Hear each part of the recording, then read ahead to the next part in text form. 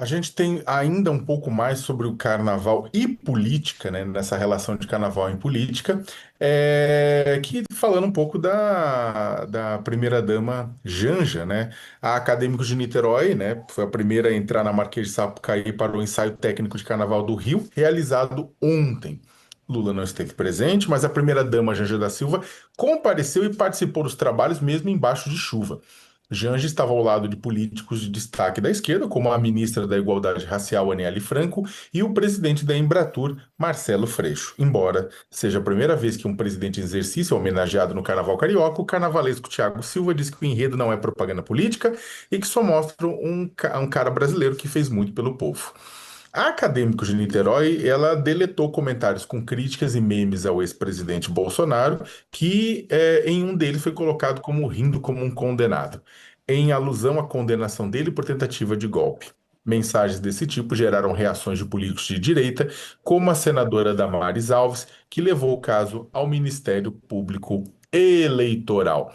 Falando agora, jogando para vocês dois sobre isso, mas não sobre a questão do desfile em si, mas aproveitando o gancho para falar sobre a primeira-dama Janja, né?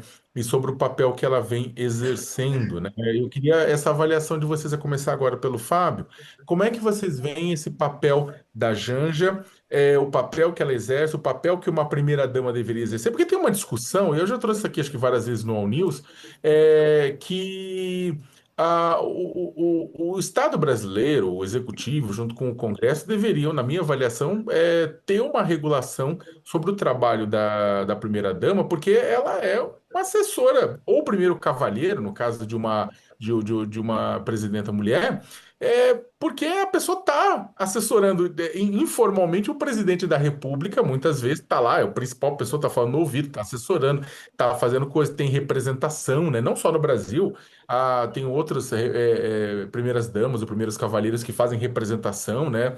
Vão em caminho, mas não tem nada sobre isso. Então, isso é ruim para o Estado, porque não tem nem transparência com relação à agenda, obrigatoriedade de mostrar com quem que a primeira-dama se encontrou, nem é ruim também para a primeira-dama, para o primeiro cavalheiro, que em tudo que eles fazem também são criticados, né?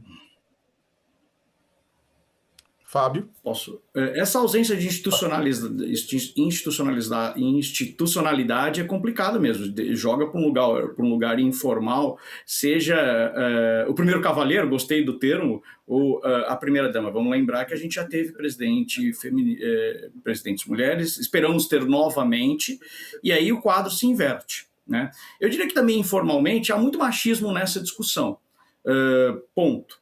Mas, historicamente, se a gente pega, já tivemos desde primeiras damas que tiveram um papel muito sutil e quase imperceptível, passando por um papel que não era institucionalizado formalmente, mas de forte atuação dentro do governo, como a Ruth Cardoso, que por ser professora da USP, conhecedora de antropologia, conhecedora de pesquisa com base quantitativa, teve um papel bastante importante e relevante na criação dos programas de transferência de renda, ainda que seja um assunto polêmico, parte da assistência social, vê nisso um papel indevido da primeira-dama, Léo, justamente pela ausência de informalidade.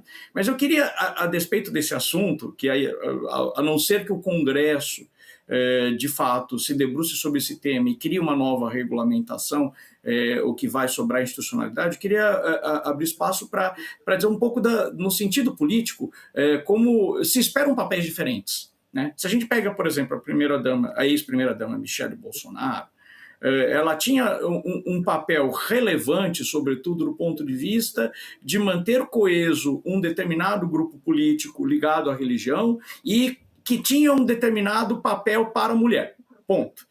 Se a gente pega a Janja, é a mesma coisa, só que com sinal contrário. Então, é uma mulher mais independente, que por ser mais independente, muitas vezes coloca a sua opinião de maneira mais categórica e até por isso é confundido com uma mulher que está querendo atropelar que tem a sua atuação de forma mais dura e não tão feminina. Mas eu diria que a não institucionalidade está dada e que hoje há uma disputa, inclusive, no papel, no que se espera da primeira-dama. Primeira-dama de verdade para uns era a Michele, para outros, primeira-dama de verdade é a liberdade e essa forma de atuação da Janja. Beto? Eu estou de acordo com vocês dois. O que você não regulamenta fica no vazio e aí fica sob suspeição. Acho que o Fábio fez o resumo da ópera. A gente criou uma mitologia de que a primeira-dama ideal seria a Ruth Cardoso, discreta, inteligente, elegante, que fez o Comunidade Solidária, mas como o próprio Fábio falou, gerou ruído em setores da assistência social, também não é perfeita. Mas eu estou mais de acordo ainda quando ele fala a questão de fundo é o machismo e a misoginia que tem. A gente viu essa semana com a Carol de Tone, no interior mesmo da própria extrema-direita, que são setores bastante misóginos, a gente vê o que tem acontecido nas redes com o universo Red Pill, Incel, etc. A gente tem um ressurgimento de um machismo, misoginismo, que é de quase uma contra-revolução, uma contra-ofensiva a esse avanço da pauta feminista.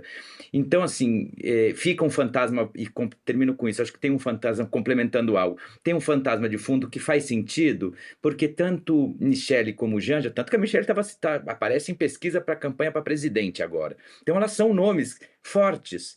E, claro, vem o fantasma de uma Evita a brasileira, seja pela extrema-direita, seja pela esquerda. Então, obviamente, se elas estão desregulamentadas, mas têm esse protagonismo político todo e essa confiança do chefe de Estado de turno, obviamente que elas vão gerar esse tipo de suspicácia. Por isso, regular é a melhor forma, mas combatendo a misoginia, porque elas têm direito, como qualquer cidadão brasileiro com mais de 35 anos, que não esteja preso a ser ou condenado a ser candidato a presidente da República. Mas parece, muitas vezes, o que a gente vê aqui não tem, e que a lupa em cima delas, como vestem, como falam demais, e na imprensa mesmo, muitas vezes, Léo, você sabe disso, a gente escuta isso, e é bastante desagradável. Não, imprensa, sociedade, mesmo as pessoas que são militantes de um lado e do outro, né? Muita gente reclama de misoginia contra a Janja e é misógino contra a Michele. Muita gente reclama de misoginia contra a Michele e é misógino contra a Janja, né? O que lembra que a misoginia nos olhos dos outros é refresco, né?